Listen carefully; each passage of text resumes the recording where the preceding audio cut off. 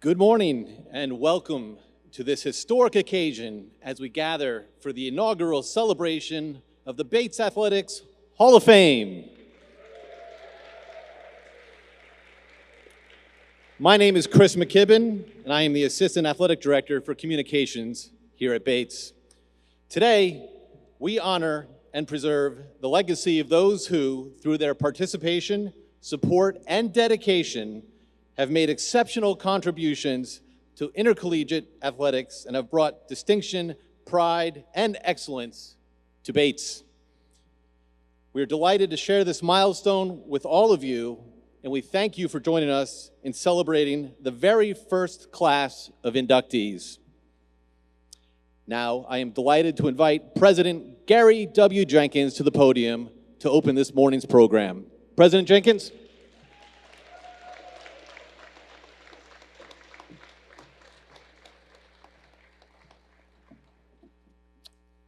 Good morning, everyone. Thank you, Chris. We are so pleased that you have all made the effort to be here for this extraordinarily exciting moment for Bates, the opening of our Athletics Hall of Fame and induction of our first cohort of honorees. It is a wonderful milestone for the college, and it's been a long time coming, so let's have another round of applause.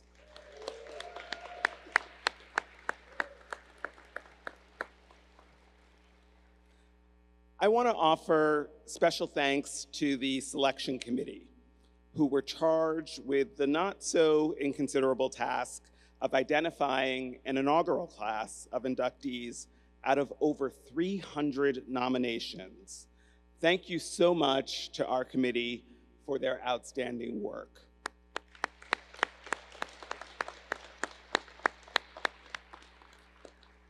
Thanks too to the many members of the college's staff who have made this occasion possible. Colleagues in athletics, in advancement, in dining and conference and campus events, and many others. Would you please join me in giving them a round of applause as well?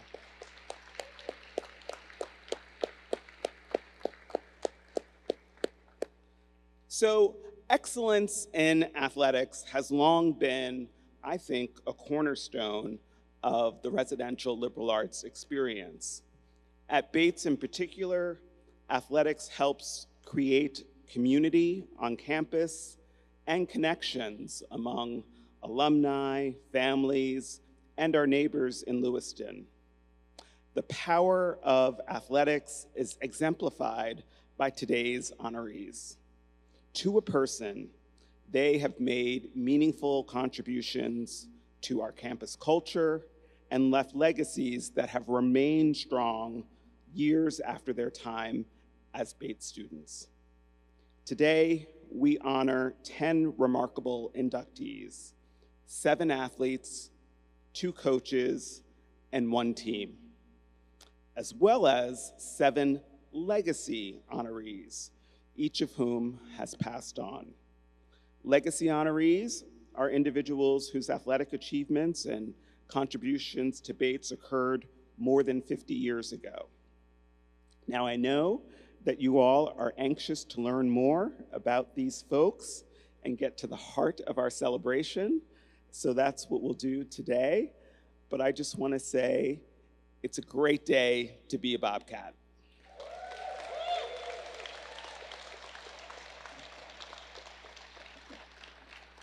Chris, let's have the presentation of awards.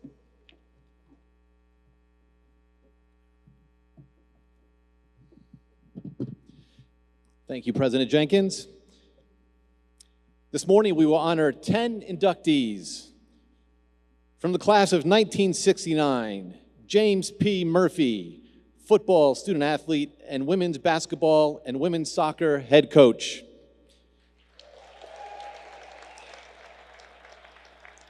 Nancy Ingersoll Fiddler, from the class of 1978, for Nordic skiing, field hockey, lacrosse, and cross country.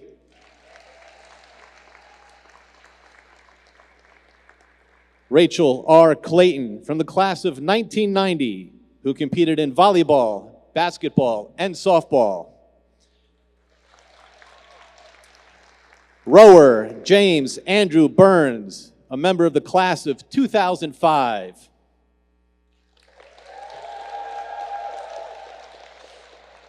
Keelan Godsey, track and field student athlete from the class of 2006.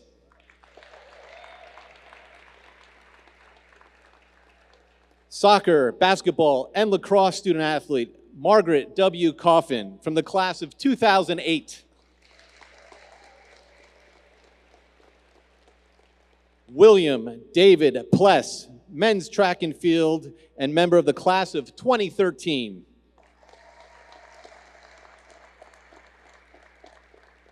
Pioneering head coach of nearly every women's sport at Bates, Sherry Deschaine.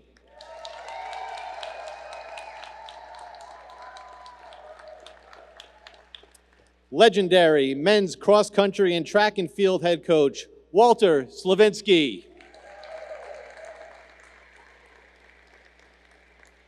And the 2015 NCAA Division III Women's Rowing National Championship team. Congratulations to you all. Our first inductee is Jim Murphy. Jim, will you please join us?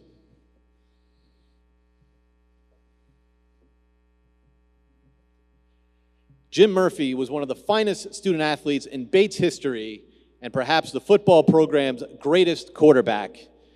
He still holds the team record for touchdown passes in a career and season, and is one of only 4 Bobcats to have his number retired. He also played 2 seasons of varsity basketball. From 1965 to 68, Bates football posted 4 straight winning seasons with Murphy under center. He returned to Bates in 1994 to lead the women's basketball and soccer programs, shaping them into perennial contenders. Murphy guided women's basketball to 15 consecutive winning seasons, including the program's first NCAA Division III tournament berth and 3 straight appearances highlighted by a Sweet 16 run. His 2004-2005 squad reached number 1 in the national rankings, finished 25-3, and advanced to the Sweet 16 again. 16 of his 21 teams posted winning records, with 6 players earning All-America honors. As women's soccer coach for 16 seasons, Murphy led Bates to the 2005 NESCAC championship and 3 NCAA tournament bids. Known for his demanding but fair approach, Murphy stressed effort and resilience. He once stated in an interview with Bates magazine that, quote, "everything has to be earned." Congratulations, Jim, and welcome to the inaugural Bates Athletics Hall of Fame.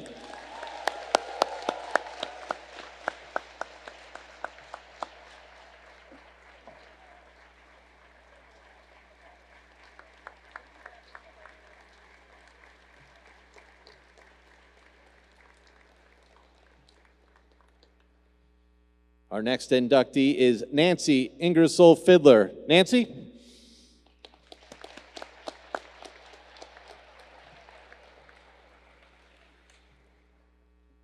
Nancy Ingersoll Fiddler came to Bates expecting to play field hockey, but during her sophomore year was recruited to try Nordic skiing. In one of the most remarkable feats in Bates history, she won every Nordic race she entered over the next 3 years, finishing her career undefeated and becoming the college's first female All-American in any sport. She later became the first Bates woman to compete in the Olympics and only the 5th Bobcat ever selected for an Olympic team.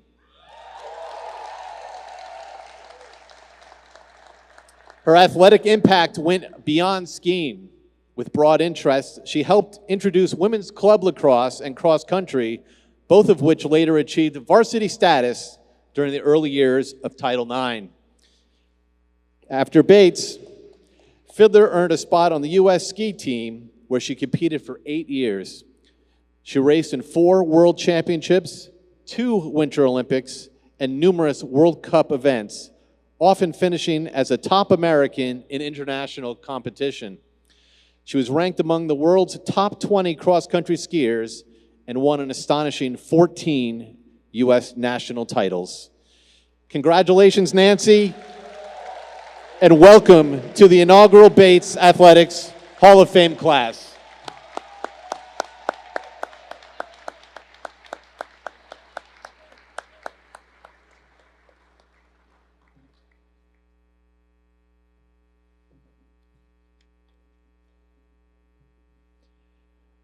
Our next inductee is Rachel Clayton. Rachel, please join us.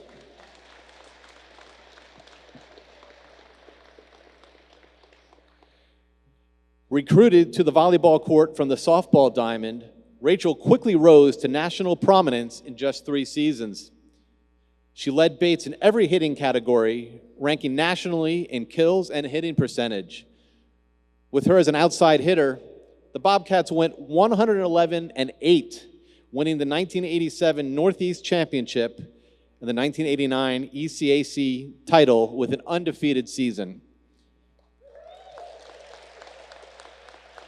Her outstanding play earned her recognition as Bates' first All-American Volleyball Coaches Association All-American, selected to the second team.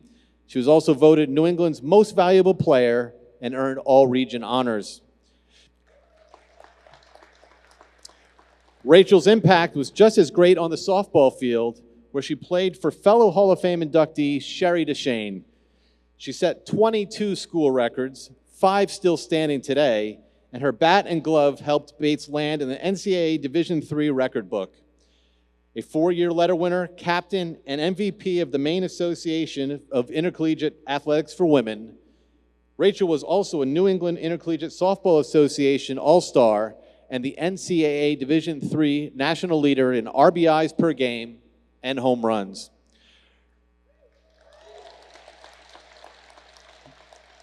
Her athletic versatility extended beyond Bates as she joined the United States handball team after graduation, competing internationally for 2 years. Congratulations, Rachel.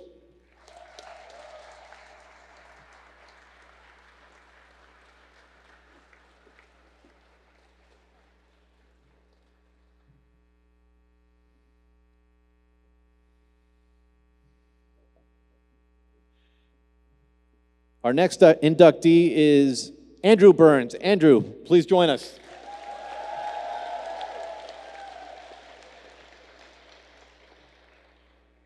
A 2-time Olympic medalist and the only Bobcat ever to earn an Olympic medal, Andrew Byrnes left his mark on both Bates rowing and the international stage. As a first year, he set program ergometer records in the 20-minute and 2,000-meter tests, then went on to break team records in every season he rowed. His scores ranked among the fastest in North America, making him the most accomplished male rower in Bates history.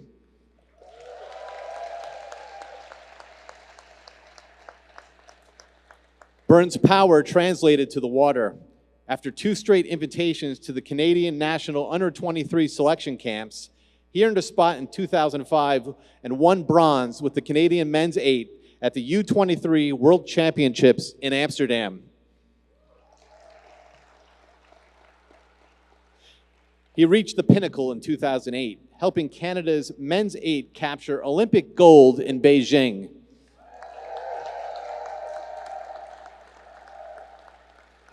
Bates honored him by christening a shell, the Andrew Byrnes, still rowed by the men's 2nd varsity 8 today. 4 years later, he returned to the Olympics as one of only 3 members from Canada's gold medal crew, earning silver in London. Congratulations, Andrew, on your induction into the inaugural Bates Athletics Hall of Fame.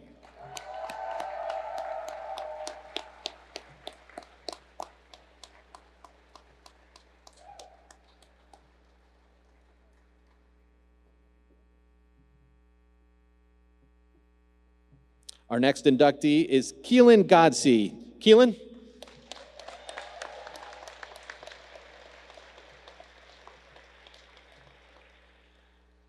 A two-time NCAA Division III champion in the hammer throw and the most decorated student athlete in Bates track and field history, Keelan Godsey became the first Bobcat inducted into the USA Track and Field and Cross Country Coaches Association Athlete Hall of Fame in 2024.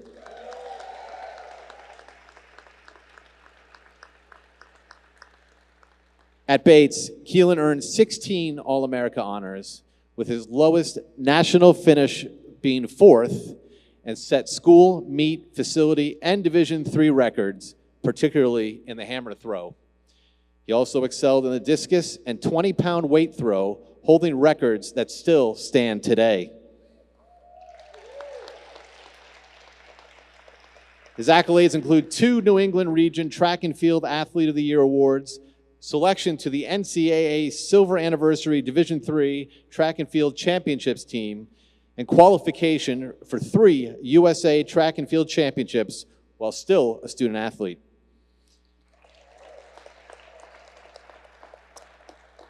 Before his senior year, Keelan came out as transgender, and his achievements and journey were profiled in Sports Illustrated's special report, The Transgender Athlete.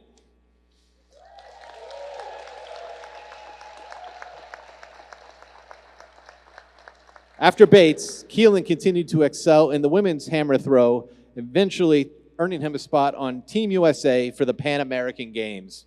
Congratulations, Keelan, and welcome to the Bates Athletics Hall of Fame.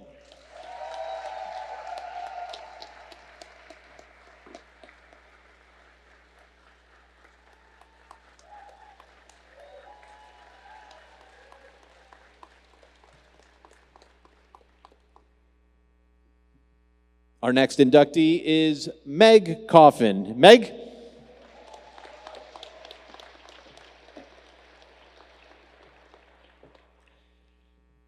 In an era of increased athletic specialization, Meg Coffin stood out as one of Bates' most accomplished 3-sport student athletes. In soccer, she excelled at sweeper and wing defender. As a first year, she earned 3rd team All-New England honors, a rare achievement for a defender.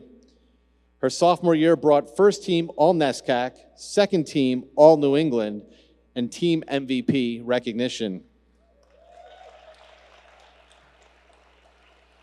As a junior, Meg anchored a defense that led Bates to its first NESCAC title and the 2nd round of the NCAA tournament, earning 2nd team All-America and 1st team All-New England and All-NESCAC honors.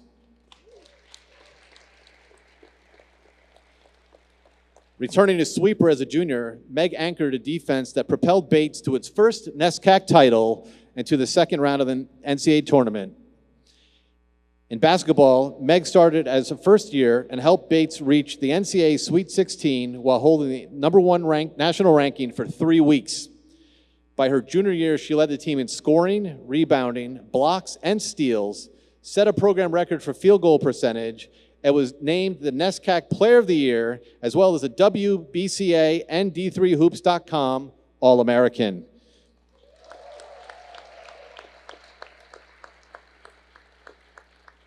Returning from injury, she earned All-NESCAC and All-America honors her senior season. Meg also excelled in women's lacrosse, earning 2nd team All-Region honors and becoming the 2nd Bates woman to earn All-America honors in 2 sports, and was named Bates Female Athlete of the Year. Congratulations, Meg, on your induction into the inaugural Bates Athletics Hall of Fame.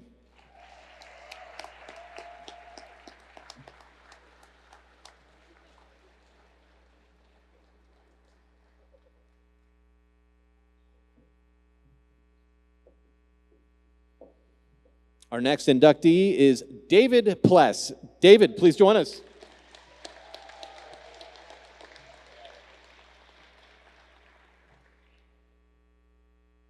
Before David Pless arrived at Bates, the college already had a proud tradition in track and field, particularly in throwing.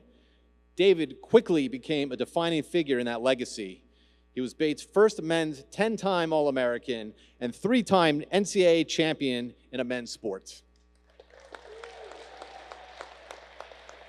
At the 2011 NCAA Indoor Championships, he won his first national title in the shot put, breaking his own team record and becoming Bates' first All-American shot putter. Over his career, he continually rebroke indoor and outdoor records, finishing with every throwing record in program history except the javelin.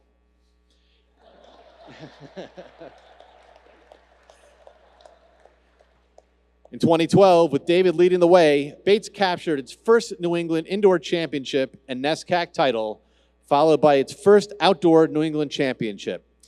Nationally, Bates placed in the top 10 at NCAAs 4 times, including a program best 5th at the 2013 Indoor Championships.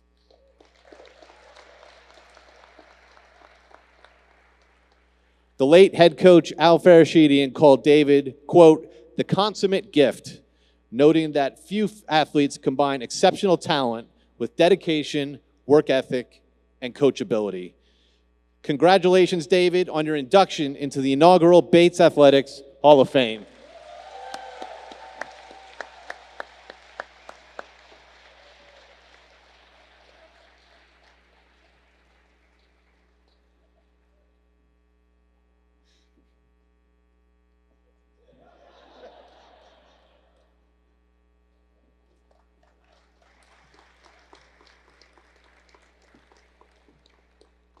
Our next inductee is Sherry Deschaine.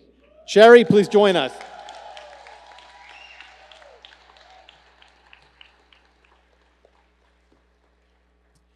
Sherry Deschaine was hired by Bates in 1968 from the University of Maine at Presque Isle to teach physical education and became the college's first women's basketball coach.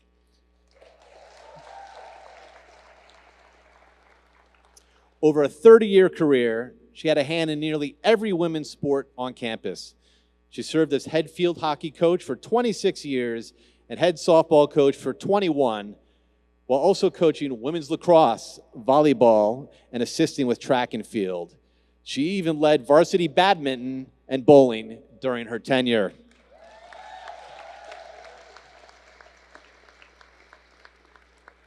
As field hockey coach, Sherry had 14 winning seasons in her first 15 and guided 3 players to All-America honors, including Bates' first All-American in the sport and the program's all-time leading scorer. In softball, she led 6 straight winning seasons, including a 1987 team ERA of 1, the lowest in program history, and the Bobcats' best winning percentage ever.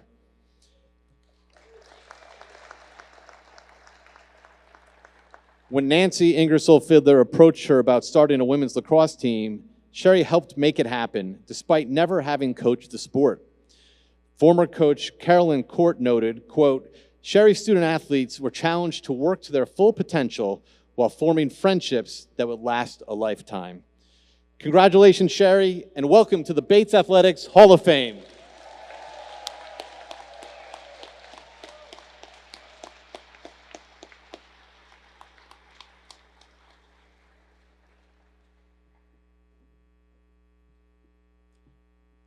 Our next inductee, Walter Slavinsky, is being honored and represented today by his son, Peter Slavinsky.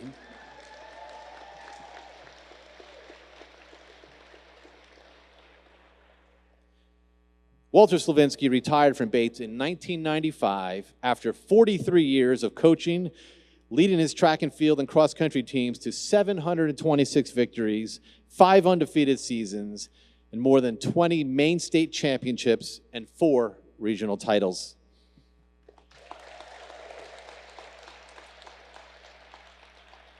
From 1957 to 59, his track team won 21 straight dual meets, defeating programs like Boston University and the University of Connecticut. He resurrected Bates' cross-country program, guiding it to 4 straight NESCAC championships from 1983 to 86. Known for his competitive drive, care for his student athletes, and a spirited sense of humor, Walt produced 26 All-Americans, including 5 national champions. Former Bates president Donald W. Harward called him emblematic of the highest standards and expectations for his dedication both on and off the track. Walt's influence endures today through the Sons of Walter Slavinsky, a Facebook group where former student athletes share stories of his guidance, humor, and mentorship. The Bates Athletics Hall of Fame will mark Walt's 5th Hall of Fame honor, celebrating a career that shaped generations of Bobcats. Peter, we are pleased to have you with us today as we honor and remember your father's unmatched contributions to Bates Athletics.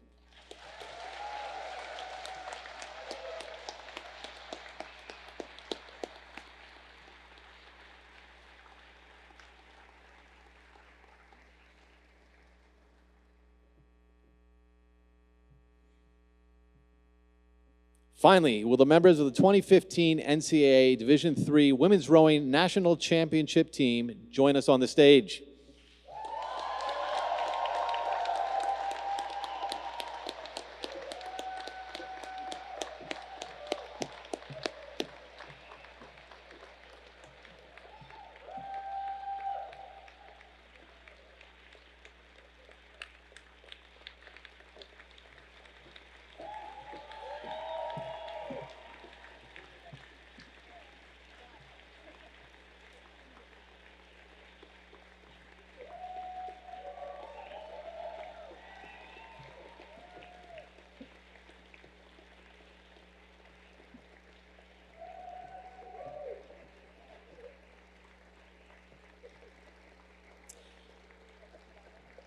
Team members here with us today include Jenna Armstrong, Emma Conover, Margot Molaski, Emily Muller, Allison Simmons, Emma Taylor, Abigail Bierman, Elise Emile, Sophia Gottlieb, Julia Mason, Molly Pritz, Catherine Tequina, Hannah DeBruin, Rosemary Kean, Olivia Stokely, assistant coach Andriel Doolittle, and head coach Peter Steenstra.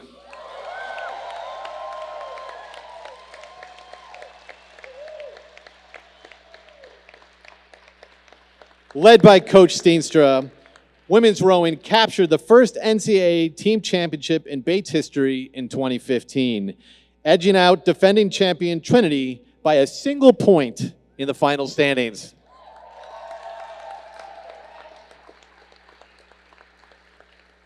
The title came in Bates' 9th consecutive national regatta appearance and marked the 2nd straight year the Bobcats entered NCAAs as a top-ranked Division III team and NESCAC champion.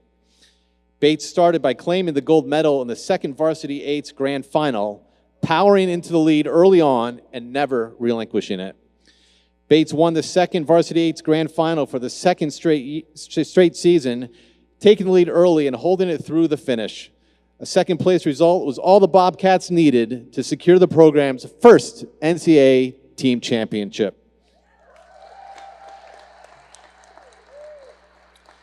As Row 2K reported, quote, "The team celebrated wildly, hugs and tears, cheers and laughs abounded as the whole team was united on the landing beach. The celebrations weren't confined to California. When the school back home learned of the Bates win, they interrupted the baccalaureate service to announce the historic victory to the senior class, who erupted into applause," end quote.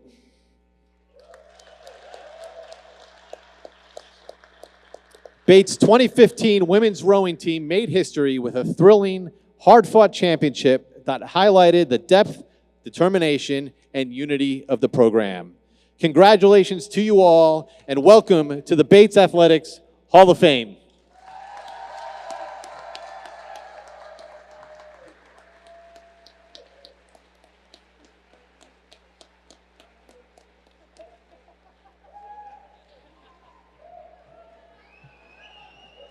Yeah, right up. You gotta be up front. Over here. Not that tall.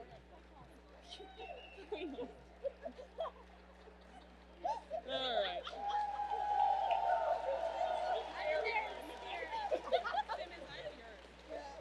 I have Fritz. Elizabeth Shaw.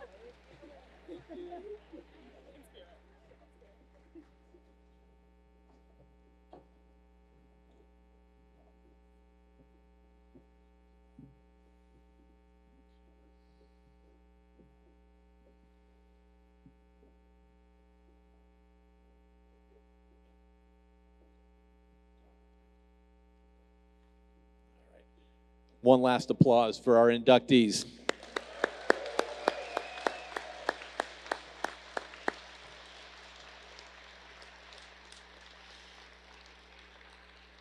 Before we get to hear the stories behind the statistics, we would like to honor our legacy honorees to the Bates Athletics Hall of Fame.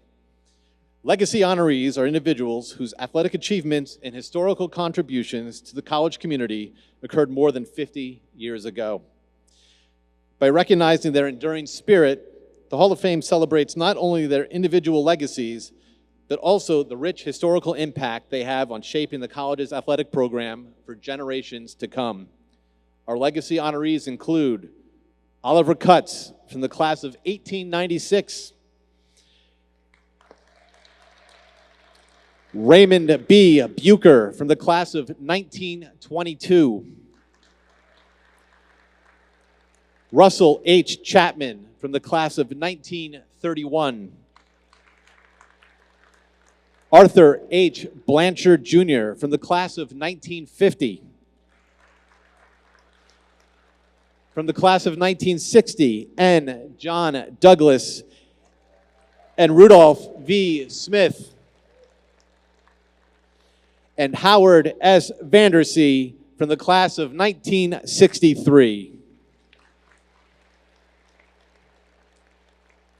While Harry D. Lord, a member of the class of 1908, was elected as a legacy honoree with the inaugural class, he will be celebrated at next year's ceremony when members of his family are able to join us here on campus. Good morning.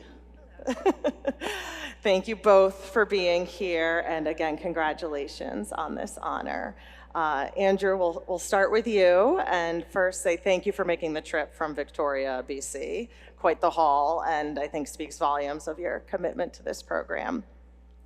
So Andrew, you were here during the early days of Bates rowing. What has been your reaction to how far the program has come?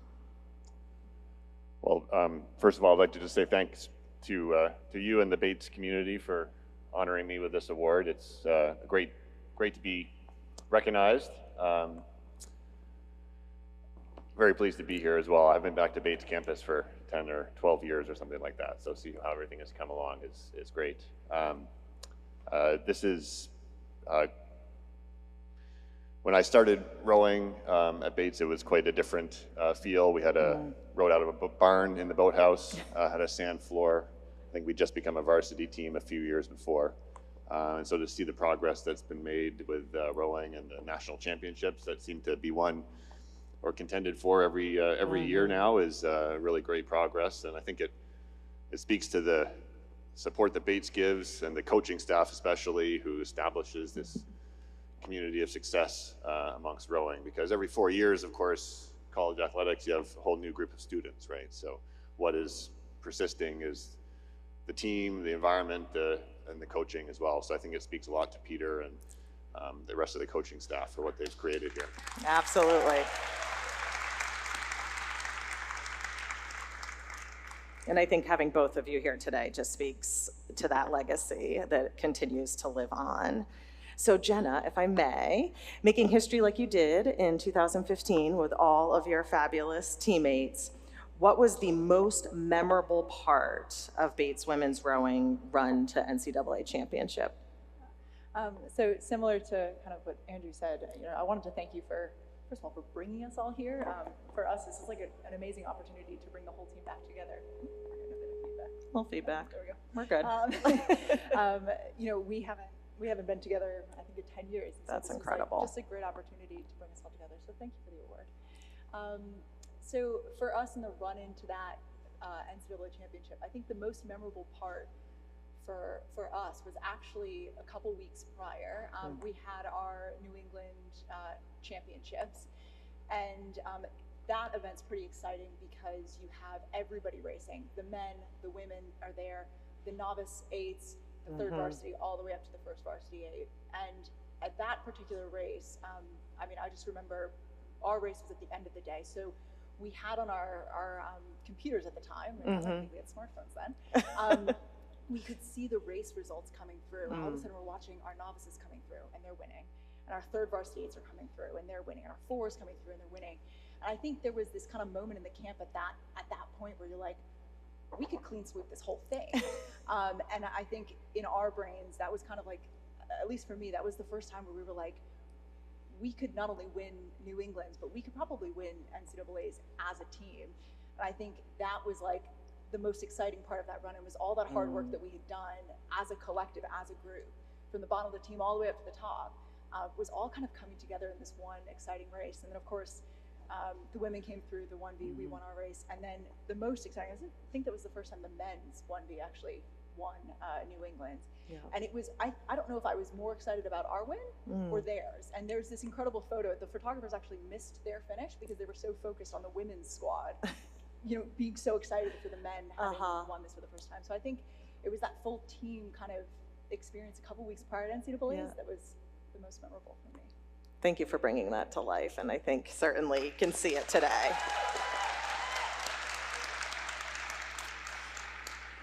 So Andrew, how did your experience at Bates rowing prepare you to compete on the international stage?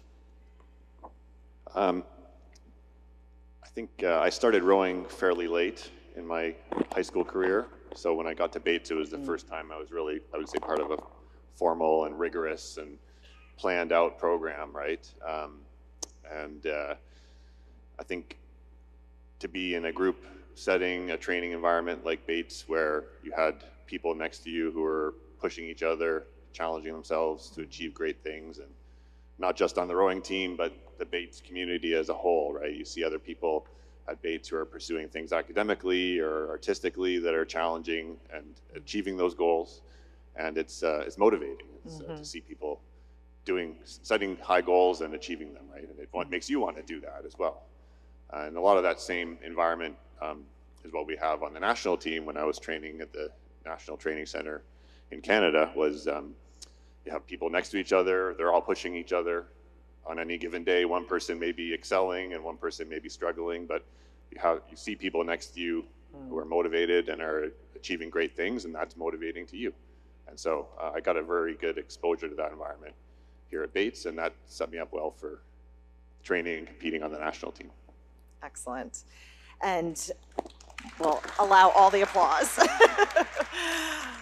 So outside of winning 2 medals, so gold and silver, correct? What was the most memorable part about competing in the Olympics? I think just the lifestyle, maybe. It was a great, it's a lot of hard work, but it was a full-time job. We used to row 3 times a day, 6 days a week. And then on Sunday, we would do our laundry and grocery shopping and then get back to it on Monday morning. It was kind of like being on a full-time sport term, which I did when I was here at Bates. So it was great. What was that called again? Sport term. Okay. Sport term, yeah. So that was what it was like for about 7 or 8 years of my life on the national team. Thank you for sharing. So Jenna certainly accomplished a lot in the boat, but how has being a Bates rower impacted your life since graduating from Bates? So Bates has, I think, really set me up the rest of my career, to be honest. So after Bates, I went off to medical school at Duke, and then decided about halfway through my medical degree, I wasn't quite finished with the whole rowing thing yet. So I got an opportunity to actually move out to the UK. And so I moved out to the University of Cambridge. I did my PhD in physiology out there. I actually defend in 2 weeks. So I'll be finished there. Amazing. And then I actually had the opportunity to row at the University of Cambridge for 4 years. I did 3 boat races with them. And then transitioned from there to a year of high performance sport in London, and then have just retired a couple months ago. Nice.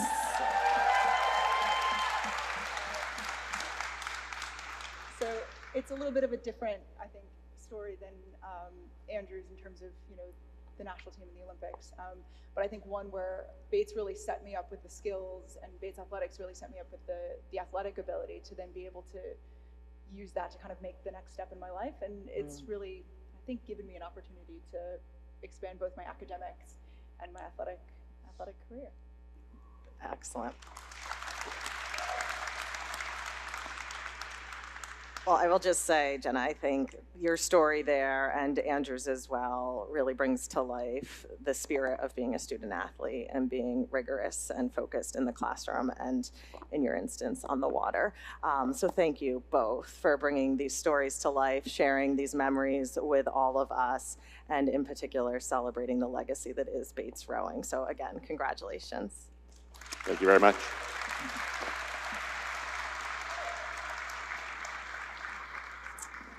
I would now love to welcome Nancy Ingersoll Fiddler and Sherry Deschaine over, please.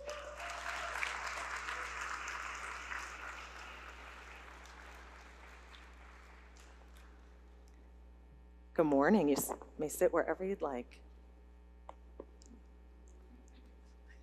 And like a true coach, you're prepared. I love it. Love it. Keeping score. Got it. Got it.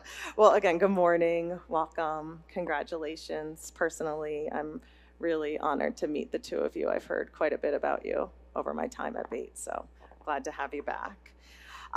So, Sherry, we'll start with you. And coming to Bates straight out of college and immediately starting coaching pre-Title IX. Want to underscore that again. It was 1968. What was that experience like for you? This was 57 years ago, you understand? That's okay. You can share it all. Yes, I came to Bates in '68. I coached field basketball the first year. And then I went on to field hockey, basketball, and other sports. When I have to refer to my cards. You're fine. And without my glasses, I'm in trouble.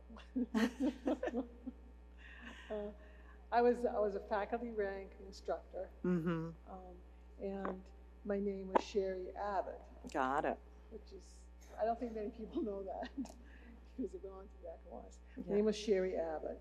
Now in 1970, I was coaching field hockey, volleyball, badminton, and my name was Sherry Yakawanis.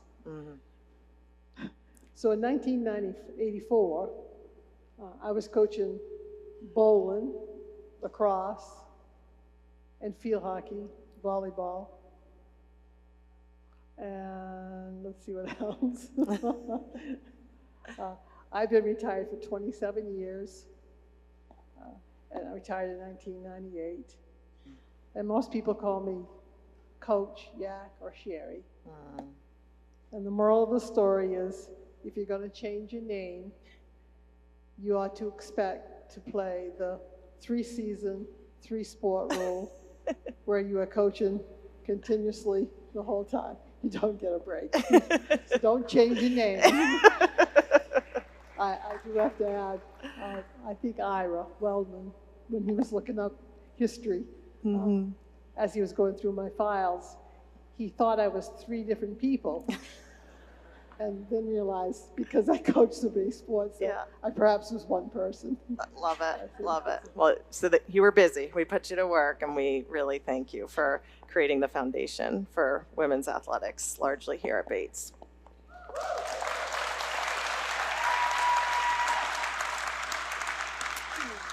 So Nancy, you came to Bates as a field hockey student athlete, but during your first year here, Sherry approached you apparently about starting a women's lacrosse program. As someone who played both field hockey and lacrosse in college, how did that discussion go? I'm truly intrigued. Well, I was very fortunate, first of all, to have Coach Yak. She was a great coach, by the way. She was just professional. I became a coach later in my career, and a lot of it, I had these mentors such as Coach Yakawanis, Coach Deschaine, Coach, what was the other one? Abbott. Anyway, I was fortunate to be in the environment where she was in charge of the only women's sports at the time, which at that time it was field hockey, basketball, and tennis as varsity sports. If you can believe that. When I see what's happening here now, it seems impossible, but anyway, those were the only sports, and Title IX was in effect, and it was easy enough for some of my teammates to gather and say, hey, we played lacrosse in high school. Why is lacrosse not here at Bates? And went to Sherry, and she open-mindedly, said that's a great idea. We'll go straight to the athletic director, Bob Hatch, and he was open as well. And it was just a wonderful time to be at Bates and making progress in women's sports. Yeah. Excellent. So with that in mind, Sherry, if you could speak to when Title IX became law, how did the Bates community react? Certainly field hockey was already a varsity sport, but did that move have a dramatic impact on the Bates community? I didn't see it as a dramatic impact because we already were progressing that way. We were having more opportunities for women to compete. When I was at University of Maine Presque Isle, as a competitor, I wanted more opportunities for women. So when we kept adding sports, that fell in line. So it impacted the athletes because they got more opportunities. Sure. But it was a pretty smooth transition. Excellent. Excellent. Perhaps rooted in our longstanding history of equity and sort of the belief that that should always be the case. So thank you. Nancy, we're going to pivot a little bit to your Nordic skiing. So tell us about joining the team and how did you gain success so quickly? Okay, so I left Weston High School as a three-sport athlete. We already mentioned lacrosse and field hockey, but my third sport was diving, which I was fairly mediocre at, but it was a way to be on a team, and I didn't like basketball. So I came to Bates, and there was no pool. So I said, wow, that's nothing to do in the winter. Yeah. So I spent my freshman year doing other kinds of recreating, which if you're an alumni here, you know what that is. And I wasn't really pleased with that outcome, but by my second year, I was approached by several different people to join different teams that were starting to form. So one of them was indoor track, and I was approached to be a thrower, and I went home and I told my dad at Christmas break, I said, hey, I think I'm going to be a thrower. And he just said, no, I don't think that's in the cards. Is there something else that, and I said, oh yeah, I also was approached by the cross-country ski coach to become part of the very new cross-country ski team. Men's cross-country had been here for several years before, and they were a Division I team, and we had a little ragtag group that was Division II, and it was easy enough to get on the team. I didn't know how to ski, but they, we will teach you. Small detail. We will teach you. So out I went, my first practice in my Levi's, and headed out to where the new buildings are now. There was a field, and I staggered over there and tried to follow my teammates who had all skied before around the field, and I eventually got it. So that is how I joined the cross-country ski team. Excellent.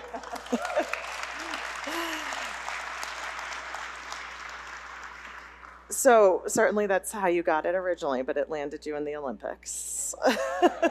So like Andrew, though certainly different sport, can you speak to what it was like competing at the Olympic level and your skiing career post-Bates?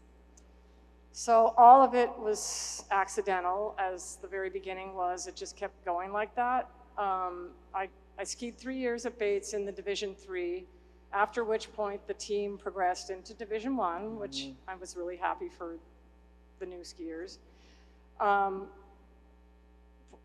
Then I had a couple seasons where I tried to compete in the more national realm, and because the U.S. ski program was a little bit in turmoil at that time, funding was pretty much non-existent for people at my level, which was below the national team level, but up and coming developmental level. So I struggled with that for a couple of years with minimal coaching and minimal help, and then I left the sport. So moved to California and became sort of a mountain, what you would call a mountain athlete now, and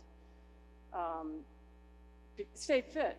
And by the time 1986 rolled around, I accidentally went to the US National Championships and accidentally won a race. And I was 30 years old at the time, and it didn't make any sense, but I said yes to wanting to find out what I missed, and I was able to get a leg up at that point with some excellent coaching and made it was like less than a year later, I made a world championship team and accidentally went to Germany and competed. So it was all really just happenstance, and I wanted it. I wanted to keep doing it, and somehow in the back of my mind it was going to happen, and it did. Excellent.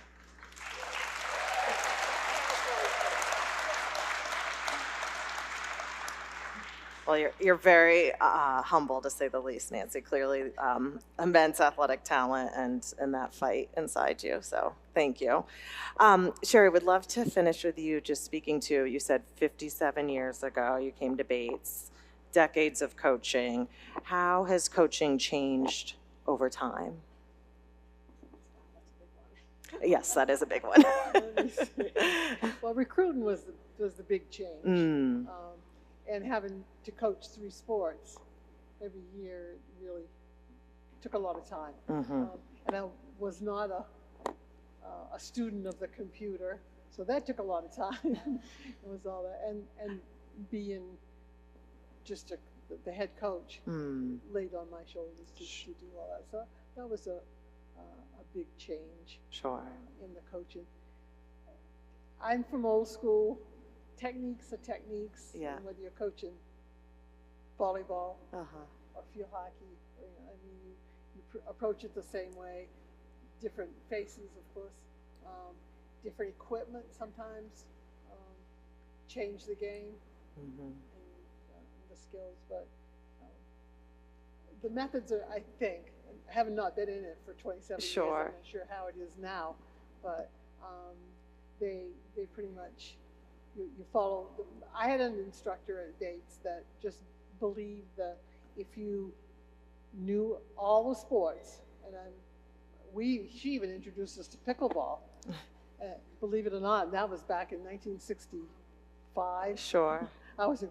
So she prepared us to be ready for anything. We also had to know what men were doing in some of the sports, like gymnastics.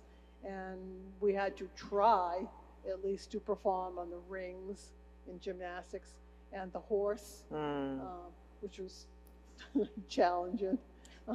But it really helped in the coaching. But I would say mostly the recruiting changed. Sure. That the coaching.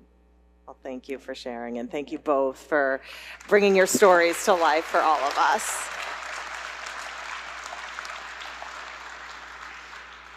And again, congratulations. So I would love to welcome Coach Murphy and Meg Coffin.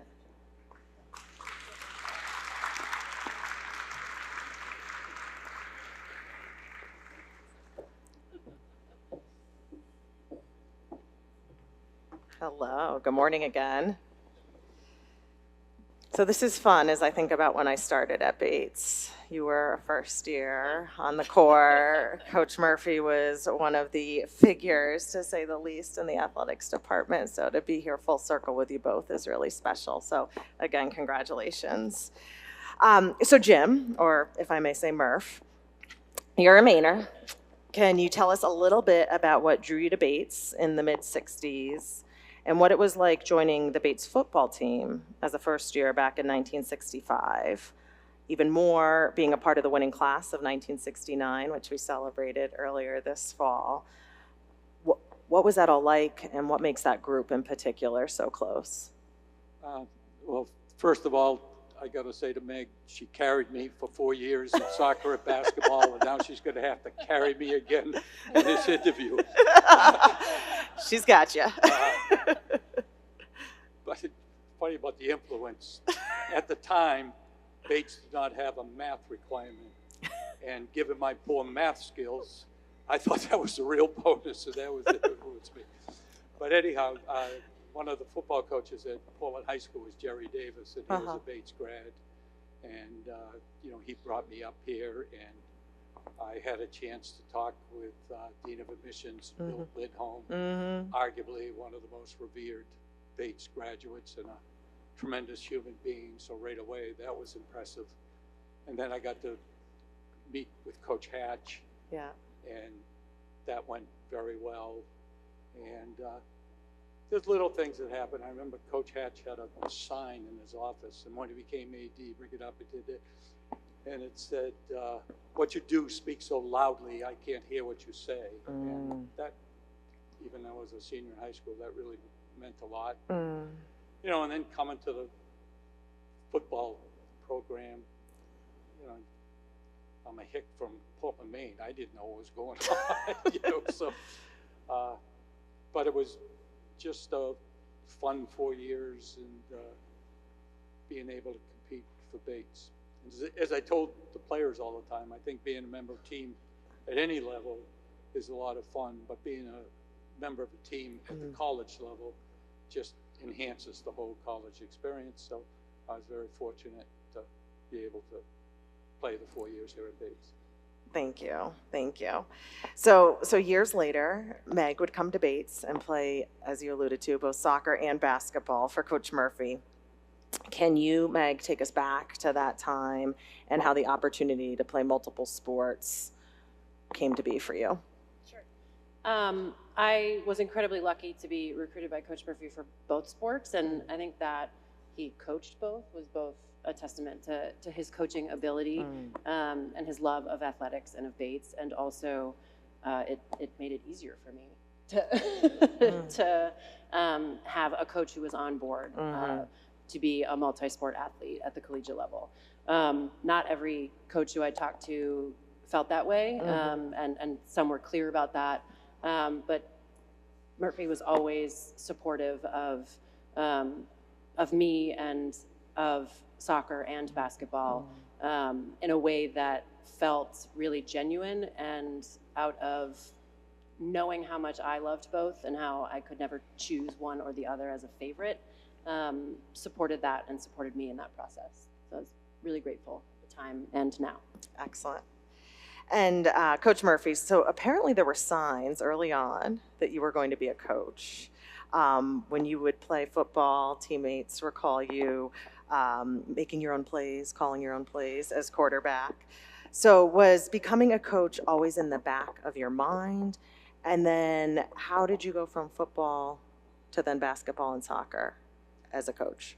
To be honest with you, I graduated from Bates and didn't have a clue what I was going to do. And I had worked at Agassiz Village, a camp at Lake Thompson, and it was Gabe Ferrazzi was one of my bosses, and he was also the athletic director at Masconomet Regional, 25 miles north of Boston.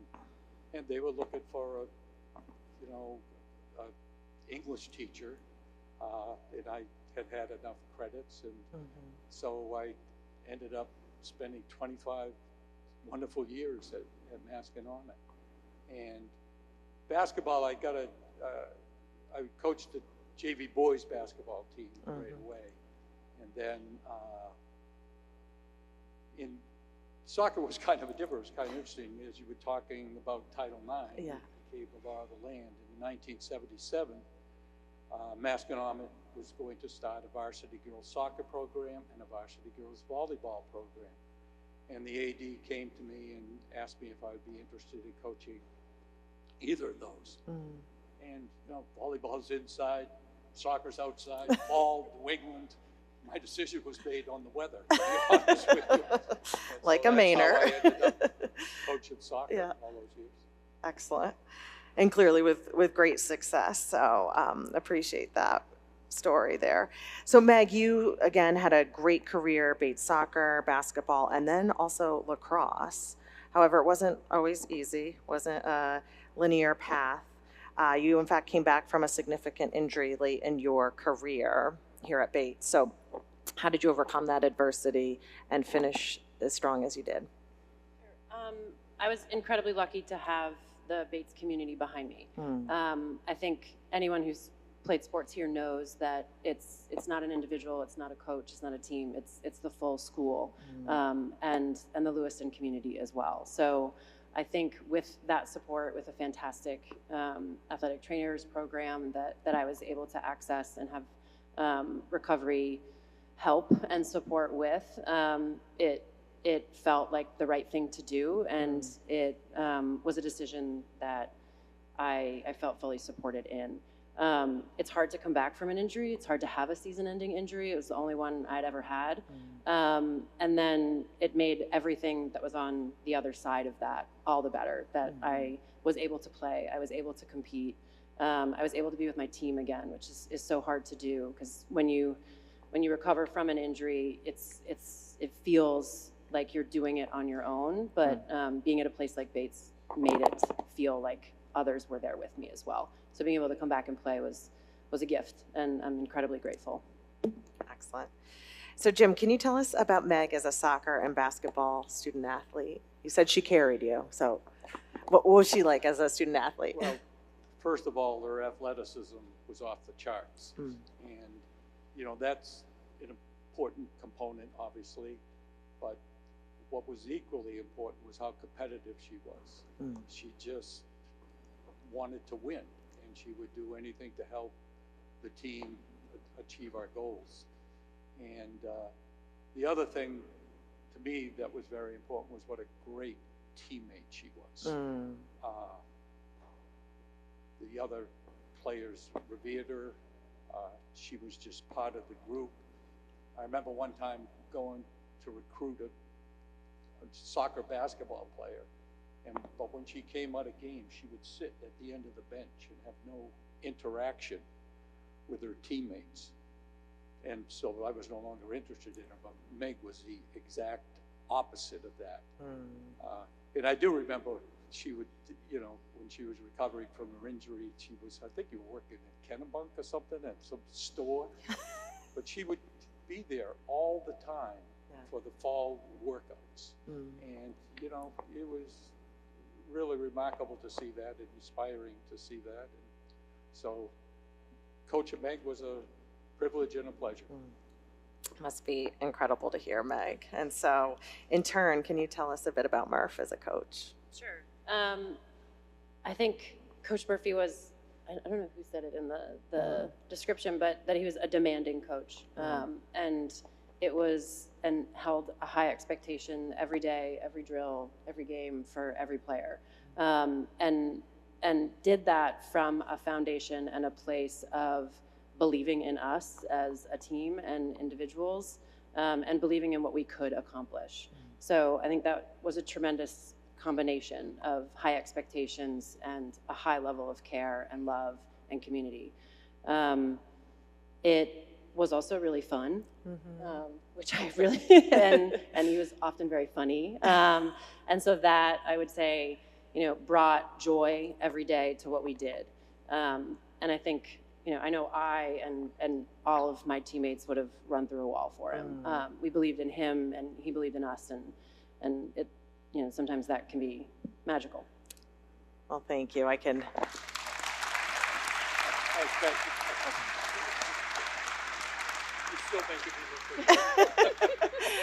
I just want to say, hopefully the audience can feel just the rapport you two have and the mutual respect. It's palpable and says a lot. So thank you both for sharing your stories, and congratulations again.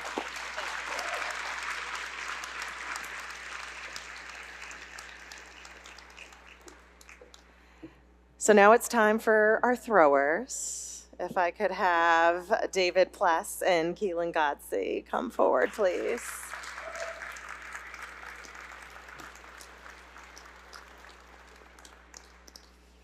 So also to you, welcome back.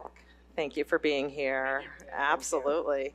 And I just want to say it's been great hearing about the two of you, but also through many of these stories, just the legacy that is Bates track, and one could argue Bates throwing in particular. So congrats to you both. So Keelan, if you could kick things off for us, please. Tell us how you first joined the Bates track and field team and became a thrower. I wasn't supposed to be. I understand it was basketball, Yes. correct? I was hoping to play basketball. Are we going to talk to Murph about this here?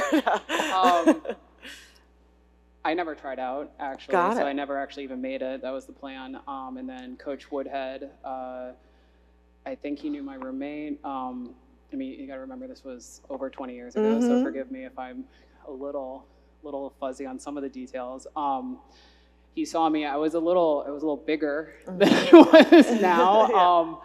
And he's like, he found me, got a hold of me, and he's like, I can make you an All-American, or you can sit on the bench. And if anyone knew Coach Woodhead, you know that's exactly what he said. I was very competitive. I've been a multi-sport athlete my entire life, and you can't say no to that. So I went out for track. I was terrible, like really terrible, like absolutely abysmal. And he asked me to quit every day because I was so bad.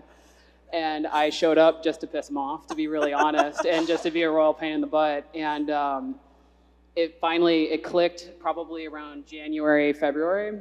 This is your first year? Yeah. Okay. And then I missed nationals for the weight throw, not by much, but just by a little bit.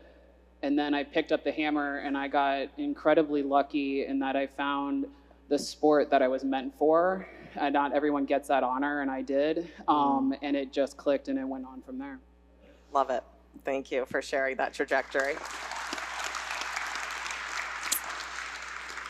So David, a little bit of the same. Would love to hear your origin story when it comes to Bates throwing and beyond.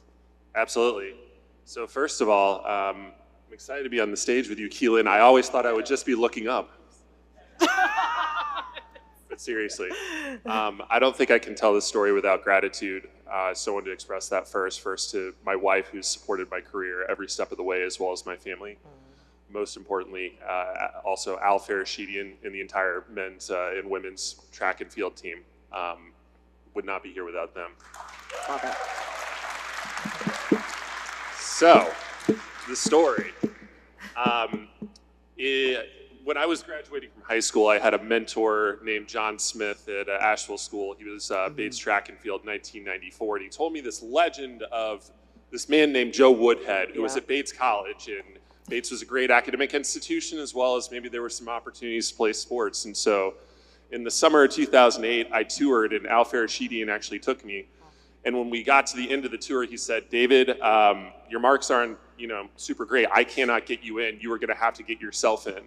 And that, I think, was emblematic of the relationship and experience that I had with Fresh, because it was not about him, being able to just teach me or get me to do something. It was about empowerment, about him pulling it out of me. David, you're going to do this. And so Al was one of the big reasons that I ended up coming here, as well as, the academics.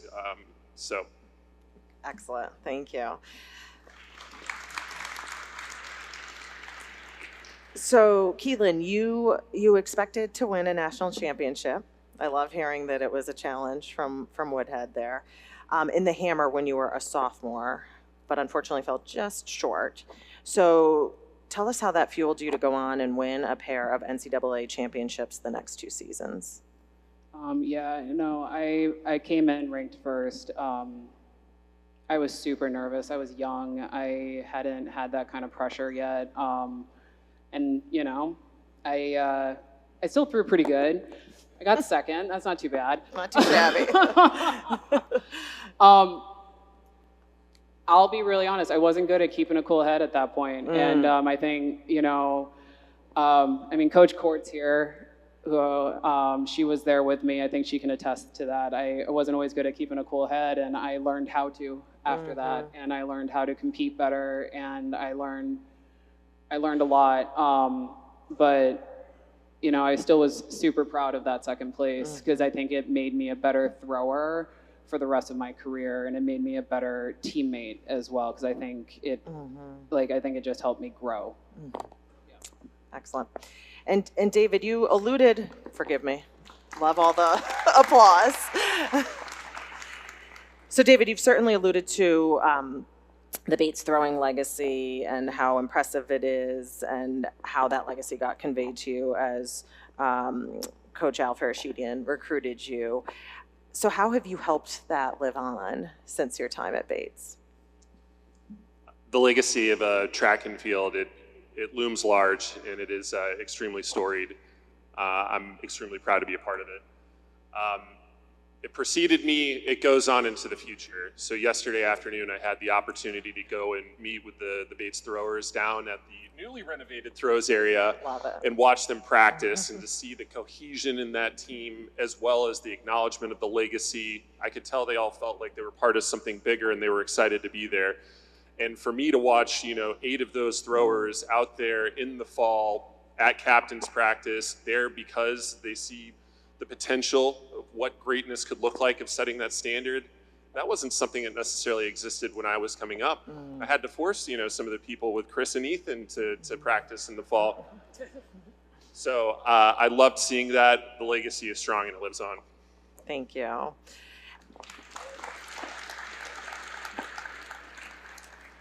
And Keelan, as we learned earlier, you came out to your team as transgender entering your senior year. Later on, you were featured in a significant Sports Illustrated story about transgender athletes. When you reflect on that time, what stands out to you the most? I mean, there's a lot. I mean, that was a very interesting time in my life. My team was incredible, the coaching staff. It was Coach Jay Harsher, and it was also Coach Fresh.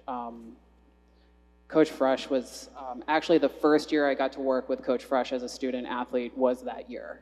He coached me that year, and that was instrumental for me. And unfortunately, he's not here. But he was, I would actually say I'm grateful for his impact on me that year because he was kind of like the silent, quiet protector of me in a lot of ways that I think a lot of people don't realize, and he supported me in ways that a lot of people don't realize, so I was internally grateful. And so he's someone that, even though I only got to work individually with him for 1 year, that 1 year stayed with me for the rest of my life. The other impact I had is I got the privilege to be the first trans athlete to compete for the U.S. national team, and that's an honor that I'm quite proud of. You should be. You should be.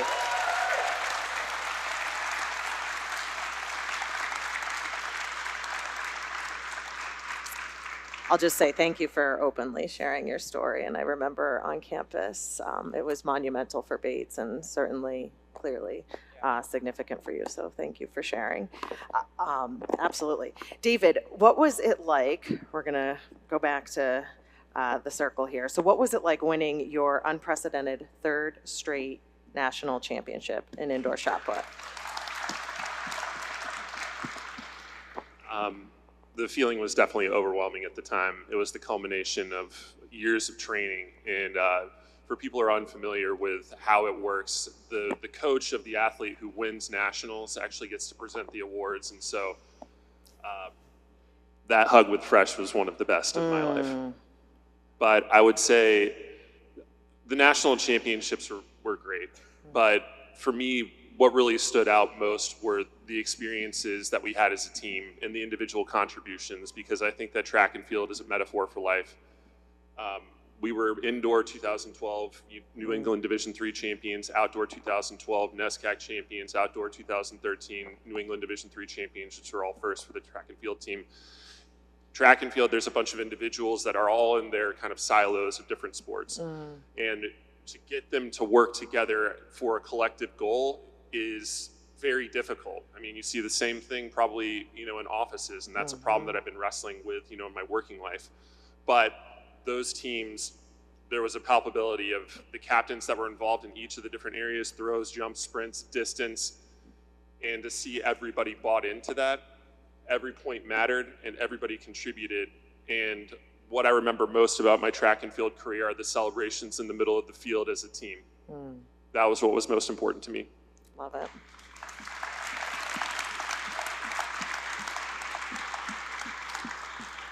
Well, thank you, David, for that visual of the team coming together in the center of the field. And again, I just want to say congratulations to the two of you. You're most deserving, and we are really grateful that you spent time with us this morning. Thank you.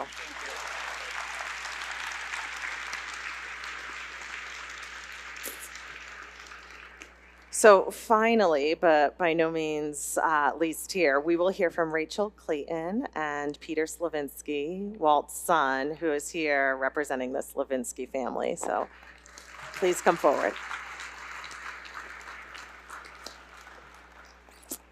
Good morning again to you both. Good morning. And congratulations. So you are two people together here who know a lot about undefeated seasons. Starting with Peter Slavinsky, the son of the great Walt Slavinsky. Peter, you grew up immersed in Bates athletics. Love the retro sweater. What are some of your earliest memories of your father coaching at Bates? 1959, 1960, my earliest memories, I was 4 and 5 years old. Earliest memories are of home track meets right in this room. This was one of the best field houses in America. Dirt floor, and my mom would bring me over and we'd be sitting up in the balcony. This room had a beautiful balcony that went all around the track. And we'd sit up there and I'd look down and, oh my goodness, there'd be dozens of Bates students down there racing and jumping and throwing. And I'd say, and there are some of my babysitters. There's John Douglas, and there's Al Harvey, and there's Rudy Smith. And the track officials in those days were Bates professors, and my dad was a professor of physical education. So down there in the center of the action, there was Walt running around giving direction, yelling encouragement. And this was a wonderful liberal arts classroom, this huge liberal arts classroom. And I looked at this and those track meets and I said, if this is college, I can hardly wait to go to college. That's awesome.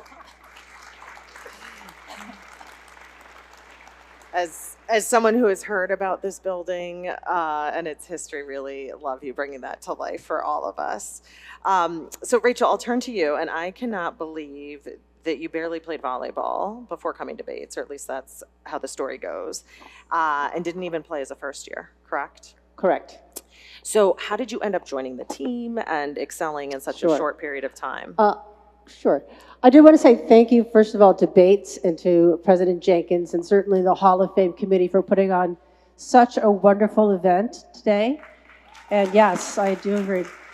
And I'm so honored to be selected as an inductee to the Hall of Fame, and sharing the stage with this incredible amount of talent is humbling, and I'm so honored to be here. So thank you, Bates, for having me. Absolutely. Thank you. And yeah, so it was funny how I even started playing, because I came to Bates because somebody in my town was a senior here and recruited me. Sherry Deschaine, coach, was recruited me from softball, and her roommate happened to be a star of the volleyball team. Mm-hmm. And I met her. She kind of buddied me up my freshman year, and she said, "You should join the volleyball team." I was like, "I don't even know how to play," and she kind of took me under her wing, and in the summertime, she taught me how to play on a volley. We had on a racquetball court, we set a net up called a volleyball court, I think at the time. And we trained my freshman year in the summertime, and I came back my sophomore year, and I knew how to play, and I tried out and made the team. I guess I was not bad. Just as simple as that. Yeah. So Peter, despite growing up here at Bates, if you will, you went on to have quite a distinguished coaching career in your own right, just down the road at Bowdoin. And what did you learn from your father in terms of coaching and leadership that you ultimately applied to your own career? I think there were three big principles that I learned while watching Bates track.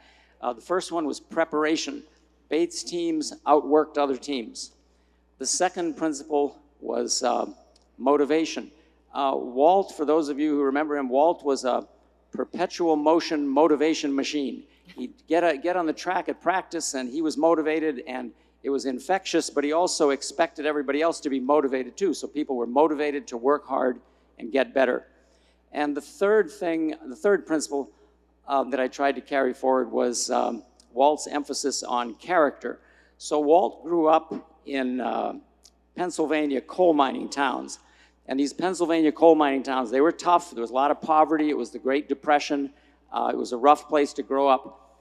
But in school sports, there was a big emphasis on character, on dignity, on sportsmanship. And Walt always coached that into his teams, and Walt's teams always had a lot of great character. Excellent.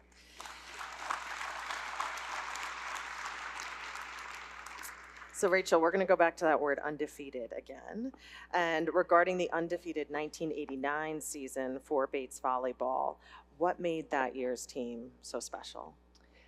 I think when you have an undefeated season, it usually is such a reflection upon the team, obviously. And, you know, I don't think you can ever have that kind of magical team without magical chemistry. And that was a year, I think, it was our senior year for most of the starting players. So I think to have a chemistry is what really makes those kind of seasons click. And that was our final, I think, our senior year where we just had been playing together now for about 3 years. And it's so wonderful to be acknowledged for having to be a strength of that team, but to be successful for that, particularly volleyball. I mean, I was just one of many talented people on that team.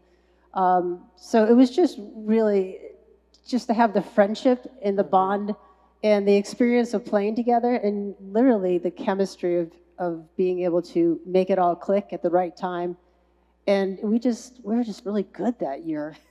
But we couldn't compete beyond the NESCAC division, though. That was the only thing that was frustrating. We played nationally ranked teams, but we couldn't compete nationally because of the rules within the NESCAC division. So we beat some teams that were ranked 7th in the nation or ranked 4th in the nation, but we had to just be where we were in Division III. But it was still fun. Absolutely, and I think that word chemistry resonates for many here when thinking about athletic experiences.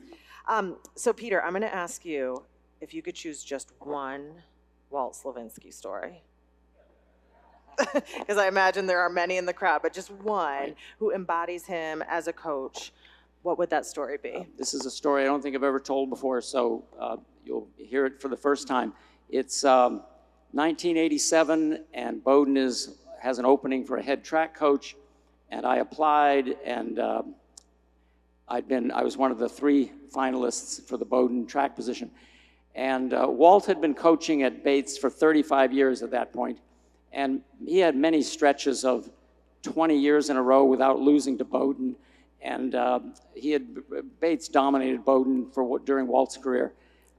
So I'm in this interview, and the search committee is the final part of the process. There are 5 people on the search committee, 2 professors, 2 track officials, and the athletic director. And they start off asking a few general questions, and then there's a pause, and the athletic director leans forward, and he says, what we really want at Bowdoin is we want a track program like the Bates College track program. And so the rest of the interview, we talked about the Bates track program, and they were impressed with how much I knew about the Bates track program. And I think it embodies Walt as a coach that other colleges wanted to hire a coach like Walt Slavinsky. That's excellent.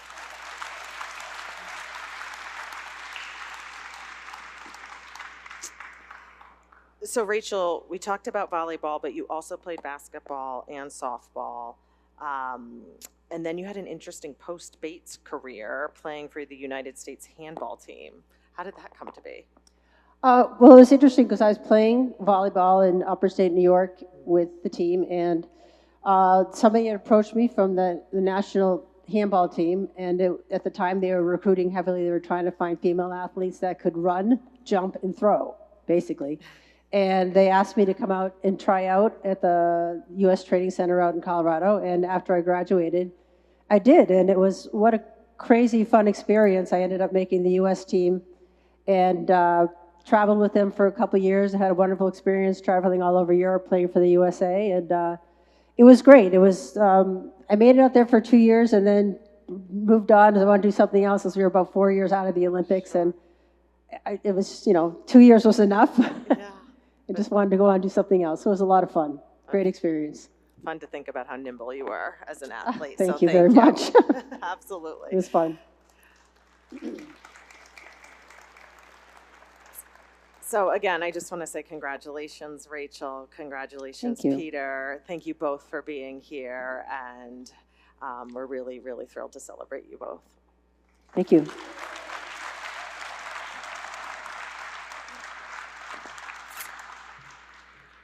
So I want to thank all of our inductees today and say that this is just a snapshot of their great stories that make up the history of Bates Athletics. Throughout this year, we will continue to celebrate our first class of inductees with special Hall of Fame issues of the weekly Bobcast, Bates's own weekly podcast. So throughout the year, our very own Aaron Morse, I'm sure many of you know his voice well.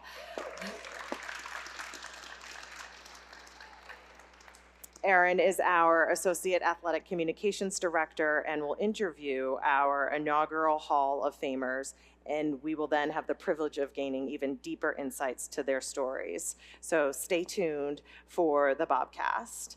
I now would like to welcome Stacy Bunting, our Director of Athletics, to the stage to conclude our program. Stacy. Good morning, everybody. A huge thanks to Lee and the tremendous conversations and stories that were shared. That was fantastic. Thank you all so much. So as we move towards our close, it's actually my privilege to quickly turn back to our legacy group. We have a tremendous group of friends and family of our legacy honorees who are here with us today, and I would like to invite everybody's attention to the screens as we celebrate them.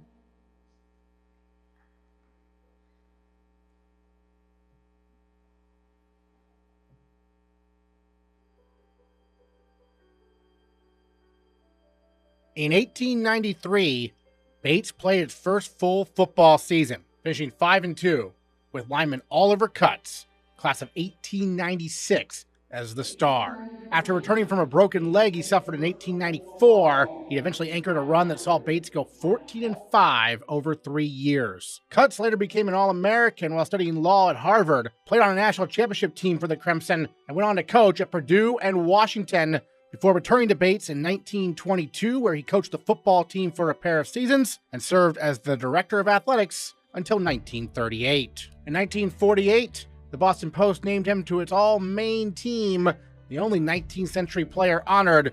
They called him an exceptionally powerful man who dominated almost every situation he encountered. Ray Bucher, class of 1922's middle name was literally Bates, and he put the Bates track and field team on the national map in 1921 by winning the international 2-mile run at the famous Penn Relays. Then he repeated the feat in 1922. The Bates student hailed his triumph as nothing short of marvelous, praising both his strength and his headwork against the nation's best. And just 2 years later, he competed for the United States at the 1924 Summer Olympics in Paris, placing 5th in the 1500 meters. He became only the 3rd Olympian in college history and one of the school's most enduring legends. Russell Ozzie Chapman, class of 1931, was Bates' first All-American in any sport and one of the nation's great half-milers. In 1931, he came within a 1/10 of a second of the world record in the 880-yard race, defeating international stars like Phil Edwards and Sarafel Martin, a multiple-time New England champion. He anchored Bates' victorious 4x880 relay team at the Penn Relays in 1930 and coach C. Ray Thompson called him the greatest half-miler that ever lived. A World War II hero, Art Blanchard, class of 1950, arrived at Bates in 1946 and made an immediate impact as a 24-year-old first year. That spring, he helped the baseball team win the state series, but it was in the fall that he made history. When star back Arnie Card went down with an injury, Blanchard took over, leading Bates to wins over Maine, Bowdoin, and Colby for a perfect 7-0 season, the only undefeated regular season for Bates football since the invention of the forward pass. In the Glass Bowl against Toledo, he rushed for 173 yards, scored a touchdown, completed 10 passes, and grabbed 2 interceptions, earning MVP honors. John Douglas, class of 1960, starred for Bates track and field as the Bobcats won 31 straight meets in the late 1950s. A versatile athlete, his name still tops the Bates record books in the indoor and outdoor long jump, as well as the outdoor triple jump. His 25-foot indoor leap at Madison Square Garden in 1959, with Jesse Owens officiating, set a New England record. Later that year, he broke the outdoor New England record while competing in the segregated South. Most college records last 5 years, but John Douglas's marks at Bates have endured for more than 6 decades. Like his classmate John Douglas, Rudy Smith, class of 1960, set Bates track and field records that still stand. His outdoor times of 47.04 seconds in the 400 meters and 21.44 seconds in the 200 meters, both set in 1958, remain unmatched. Indoors, he earned national acclaim, including a victory in the 600-yard event at the 1958 Knights of Columbus meet at Madison Square Garden, narrowly missing the world record and beating 2-time Olympic gold medalist Charlie Jenkins. Known as the Fairfield Flash, Smith was a 2-time Maine State Meet MVP and a key force in Bates' 31-meet winning streak. Howie Vandersee, class of 1963, starred for the Bates football team during the one-platoon era of NCAA football, excelling on both offense and defense as a center and linebacker. He helped lead the Bobcats to a famous 15-15 tie with undefeated University of Maine in 1961. And 1962, he co-captained a winning Bobcat squad while earning All-America honors and excelling on the baseball diamond during the spring. His accomplishments drew attention from the Chicago Bears, Green Bay Packers, and Milwaukee Braves. And later, he began a distinguished coaching career. In 2023, he became the 4th Bates football player to have his jersey number retired, cementing his legacy in Lewiston.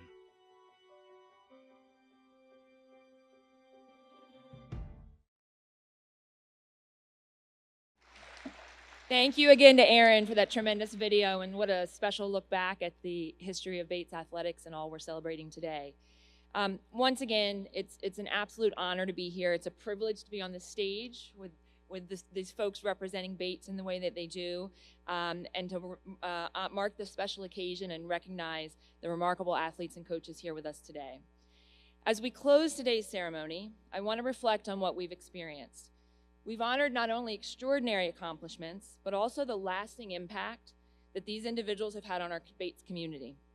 Their dedication, leadership, and passion have inspired teammates, coaches, and generations of Bobcats who will follow in their footsteps. To our inductees, your achievements set a standard of excellence and embody the spirit of Bates. Your stories remind us that athletics is more than wins and losses. It's about character, perseverance, teamwork, and the tremendous impact you've had on all those around you. I also want to once again recognize everyone who made today possible: the selection committee, the alums, the families, and the staff. The ceremony is about more than just individuals. It's about celebrating this place. It's about celebrating excellence, connection, and tradition. Your support ensures that what we've begun today will continue to inspire future generations. Finally, to our guests, thank you all for being part of this milestone moment.